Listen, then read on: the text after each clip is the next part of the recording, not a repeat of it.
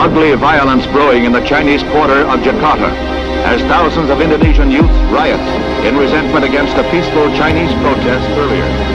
Dalam catatan sejarah Indonesia, di ujung masa revolusi, terutama pada tahun 1965 hingga tahun 1968, terjadi pembasmian massal dan berbagai pengusiran etnis. Salah satunya pembunuhan dan pengusiran etnis Cina yang menyebabkan lebih dari 160.000 orang Tionghoa terpaksa meninggalkan Indonesia untuk kembali ke negeri leluhurnya. Situasi ini merupakan sebagai dampak dari peristiwa Gerakan 30 September atau G30S yang terjadi pada tahun 1965, yang mana gerakan ini adalah upaya kudeta yang diusahakan sebagian kelompok kecil dalam tubuh PKI, termasuk DN Aidit dan sejumlah anggota Politbiro PKI. Secara umum saya berani menyatakan bahwa pengaruh partai di kalangan angkatan bersenjata umumnya dicerminkan oleh kekuatan partai di daerah itu. Menyusul kemudian, karena tuduhan bahwa PKI terlibat G30S, sentimen anti-PKI menyeruak di seluruh Indonesia. Tidak lama kemudian, pada tanggal 25 April 1966, tanpa adanya pembuktian, Harian Angkatan Bersenjata milik ABRI menerbitkan artikel yang berjudul Kisah Gagalnya Kup Gestapo yang dimasak di Peking. Ada pula tulisan di Harian Angkatan Bersenjata yang berjudul Rezim Peking Perintahkan Bunuh 7 Jenderal. Otomatis, karena berbagai media massa itu, akhirnya Cina juga tertuduh terlibat dalam suatu gerakan Kup Dewan Jenderal atau G30S. Akibat meluasnya isu bahwa Peking Cina adalah negara yang terlibat G30S, etnis Tionghoa di Indonesia terkena imbasnya, mulai dari dipersekusi, diusir, hingga dibunuh. Namun, apakah Cina atau Tiongkok ini benar-benar terlibat dalam peristiwa G30S? Video ini akan mengungkapkan salah satu versi dalam G30S bagian ketiga, yaitu Cina.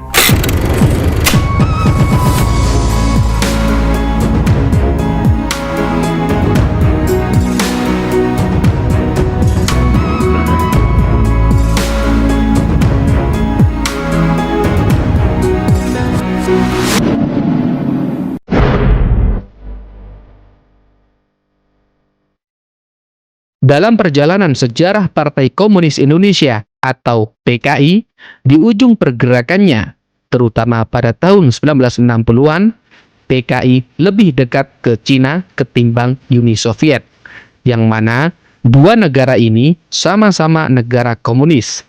Hal itu terjadi kala ada perpecahan antara komunisme Cina dan komunisme Soviet. Karena itulah, Cina berusaha mendekati Indonesia, yang mana Partai Komunis Indonesia atau PKI adalah partai komunis ketiga terbesar di dunia setelah Partai Komunis Soviet dan Partai Komunis Cina. Seiring berjalannya waktu, pada periode tahun 1964 hingga tahun 1965, hubungan Indonesia dan Cina sangat mesra, di mana di antara kedua negara ini telah terjadi kegiatan pertukaran kunjungan, budaya, pendidikan, dan ekonomi. Yang kami anti itu Hollandia, pimpinan Inggris, pimpinan Inggris. Pada tahun 1964, ketika Presiden Soekarno menuduh pembentukan Federasi Malaysia sebagai plot neokolonialisme Inggris, Presiden Soekarno bertujuan memblokade rencana Inggris untuk menyatukan koloni di Asia Tenggara menjadi Federasi Malaysia. Oleh karena itulah, Presiden Soekarno atas nama Indonesia melancarkan serangan darat kepada Malaysia dengan semangat ganyang Malaysia. Akhirnya, Inggris dan Amerika pun tidak tinggal diam. Mereka mengecam keras perlakuan Presiden Soekarno.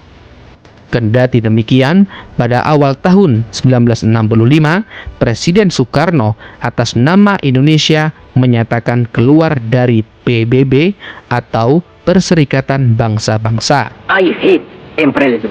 I detest colonialism. And I fear the consequences of their last bitter struggle for life. We are determined that our nations and the world as a whole shall not be the plaything of one small corner of the world. Dalam situasi ini, Cina sebagai negara komunis mendukung PKI untuk melanjutkan persatuan bersama Soekarno yang sedang berkonfrontasi dengan Malaysia dan berbagai ancaman Barat.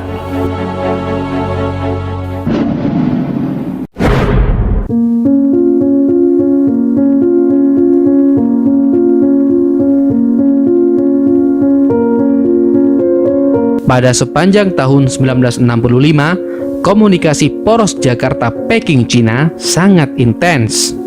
Dalam buku Pledoi Omar Dhani mengatakan, dalam rangka hubungan Indonesia dan Cina, beberapa pejabat militer dan sipil Indonesia seperti Subandrio yang menjabat sebagai Wakil Perdana Menteri sekaligus Menteri Luar Negeri mengunjungi Cina.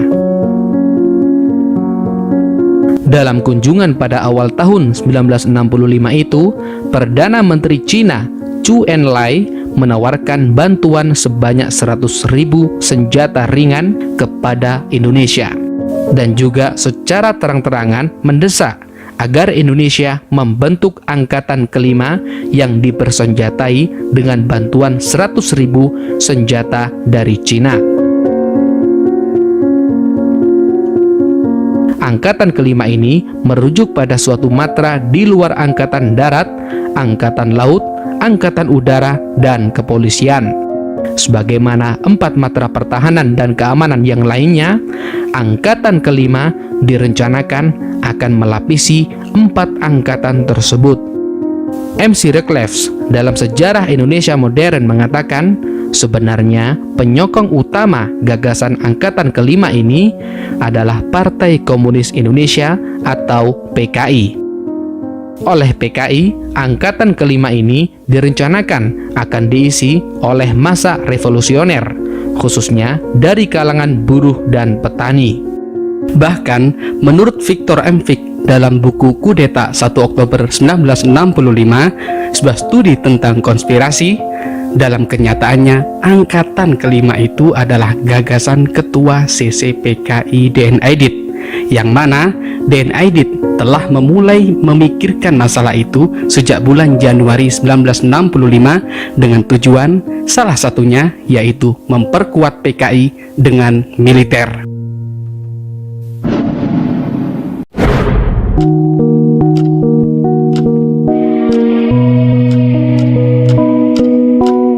Seiring berjalannya waktu, pada bulan Agustus tahun 1965, Ketua CCPKI DN Aidit berkunjung ke Cina.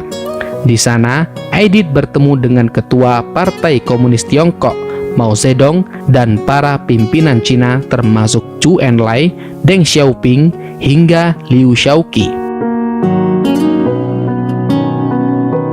Mereka membicarakan situasi politik yang sedang terjadi di Indonesia, suksesi kekuasaan bila mana Presiden Soekarno wafat atau dilengsarkan.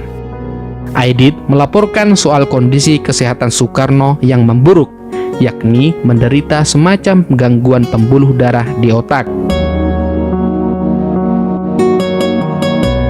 Namun, Mao Zedong menyarankan secara tidak langsung agar Aidit menyiapkan perundingan damai dengan para jenderal anti-komunis, yang mana para jenderal anti-komunis atau Dewan Jenderal ini adalah pihak yang tidak menyetujui pemasokan senjata dan adanya angkatan kelima. Dalam dokumenter tanggal 23 Juni 1963 pada arsip Kementerian Luar Negeri Cina, Menteri RRC Zhou Enlai mengatakan PKI merencanakan pencegahan jenderal-jenderal anti-komunis untuk merebut kekuasaan. Para pimpinan Cina sadar akan maksud PKI. Cina punya pemahaman bahwa Menteri Koordinator Bidang Pertahanan Keamanan atau Kepala Staf Angkatan Bersenjata Jenderal Abdul Haris Nasution adalah jenderal yang didukung Barat untuk menggantikan kepemimpinan Presiden Soekarno. Hal ini akan merugikan Cina. Cina berharap besar kepada PKI. Kecepatan perubahan tergantung oleh kekuatan PKI dan strateginya. Saya sebagai Menteri Cina percaya bahwa PKI punya rencana dan bakal dipersiapkan. Dalam kunjungan DN Aidit ke Cina itu, tidak bisa dipungkiri bahwa Cina mengetahui rencana DN Aidit untuk melakukan gerakan pada 1 Oktober 1965 kelak, mengingat bahwa tanggal 1 Oktober adalah perayaan Hari Nasional Cina.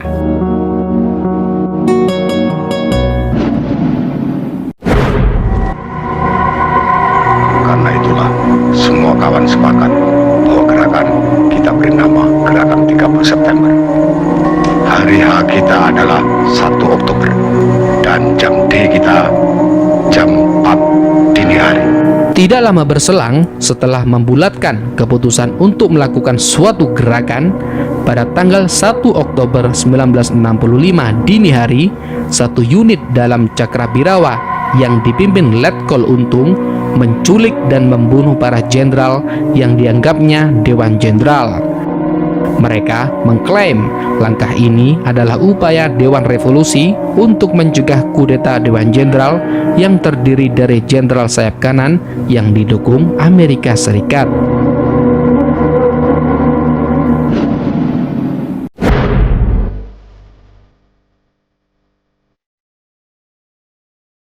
Singkat cerita, Panglima Kostrad Maijen Soeharto berhasil mengendalikan situasi dan berhasil menumpas sejumlah pihak yang terlibat dalam gerakan 1 Oktober atau Gestok. Alih-alih ikut merencanakan, menurut Taumo dalam buku Revolusi Diplomasi Diaspora, sebenarnya Cina bingung soal apa yang terjadi di Indonesia.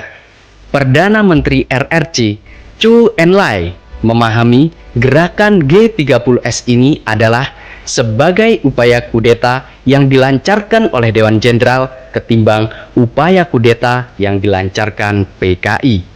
Barulah pada tanggal 2 Oktober 1965, lingkaran pembuat kebijakan internasional di Cina menyimpulkan bahwa PKI lewat Dewan Revolusi telah gagal melancarkan kudeta terhadap Presiden Soekarno saat G30S, dan Soeharto telah berhasil mengambil alih situasi.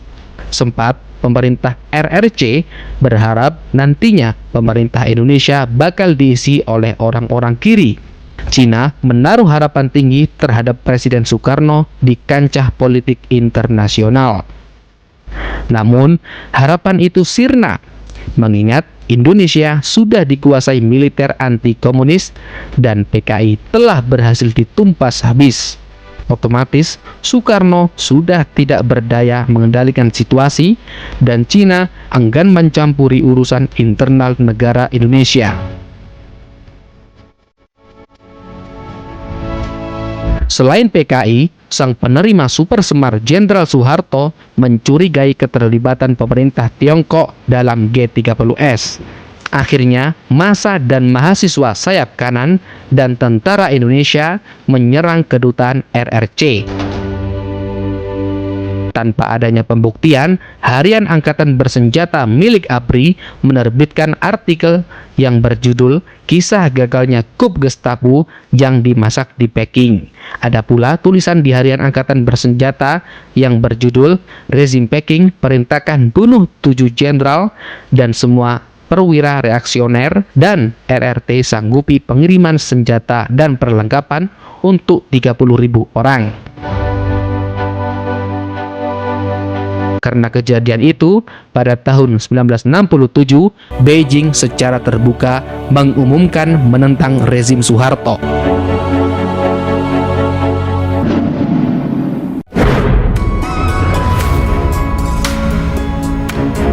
keterlibatan Cina atau rezim Mao Zedong dalam G30S selalu jadi perdebatan.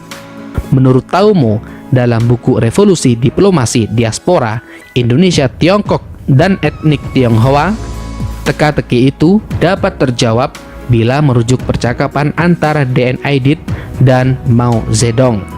Transkrip percakapan keduanya tertanggal 5 Agustus 1965 yang tersimpan dalam arsip Kementerian Luar Negeri Tiongkok.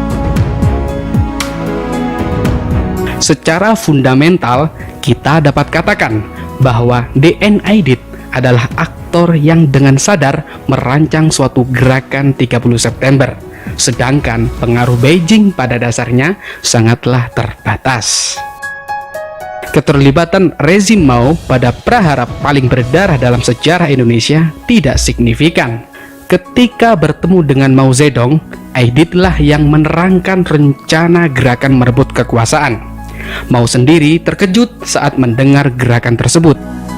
Secara teknis, Beijing memang tidak terlibat langsung G30S, tapi bahwa Beijing sepenuhnya berada di belakang seandainya PKI menjalankan perebutan kekuasaan itu juga tidak bisa dipungkiri. President Sukarno lijkt een gevangene te zijn in zijn eigen paleis. Tuduhan bahwa Peking Cina terlibat G30S dampaknya cukup berimbas besar terhadap masyarakat Tionghoa di Indonesia. Propaganda pemerintah Soeharto yang mengidentifikasi etnis Tionghoa dengan komunisme telah membuat komunitas minoritas itu menjadi incaran kekerasan dan pengusiran selama berlangsungnya pembunuhan massal pada tahun 1965 hingga tahun 1968. Akhirnya, lebih dari 160.000 orang Tionghoa terpaksa meninggalkan Indonesia untuk kembali ke negeri leluhurnya. Itulah versi bagian ketiga dalam G30S, yaitu Cina. Namun, masih banyak lagi versi dalang utama G30S yang masih menjadi kontroversi. Salam mata hati pemuda, salam jas merah.